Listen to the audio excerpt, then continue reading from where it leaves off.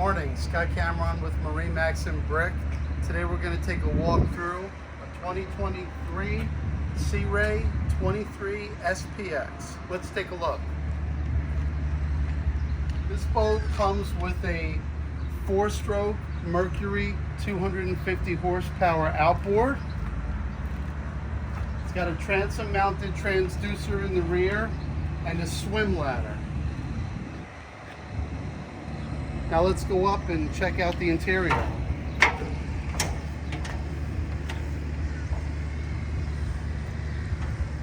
Flagpole in the back.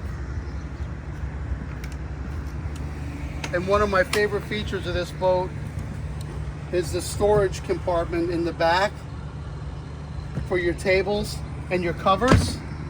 And it also has a seat that folds up. Underneath the rear seat, there's an igloo cooler. Plenty of storage in the floor. This has the woven carpeting. Bucket seat here on the driver's side, and an adjustable seat on the passenger side. This boat has the sports tower, great for wakeboarding, still with great shade as well. And this is the smallest Sea Ray that comes equipped with a head in the starboard console, port console. Simrad electronics, fusion stereo,